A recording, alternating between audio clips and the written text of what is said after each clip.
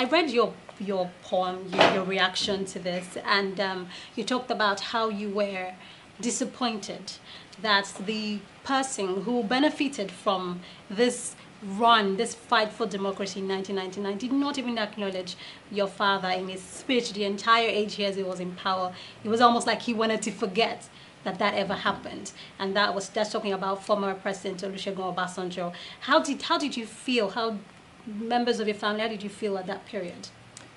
I remember in 1999, around May, when they were organizing for the transition. You know, I just was so hopeful that things hadn't gone as we had hoped, but we were going to have a democracy in Nigeria, which is what my parents had fought for. That I knew we would do something. I just didn't know what he would do. And what he did in the end was nothing. It was a whole lot of nothing. Nothing, not even to mention M.K. Abiola's name. It was the most surreal experience you can imagine. And it taught me a lot, because you are so young, so you may not even know my father at all. But he was one of the biggest human beings that existed, that had ever lived. You know, having M.K. Abiola as a father made it such that you could not be in awe of anybody.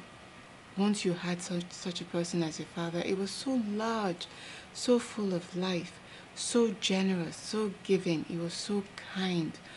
His real religion was love.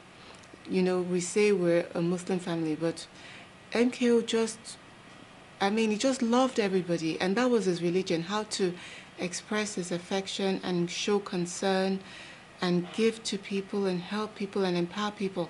So that was where we were coming from.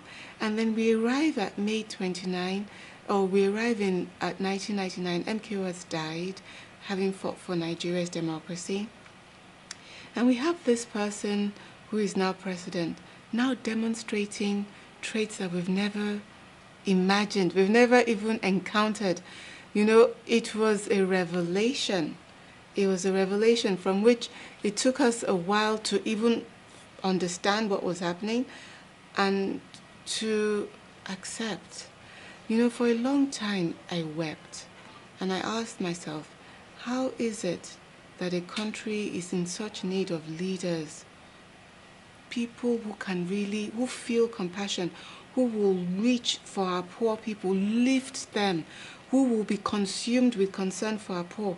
And here is where we are, with people, it's embodied in this person who cannot even show appreciation from something from which he has benefited so clearly.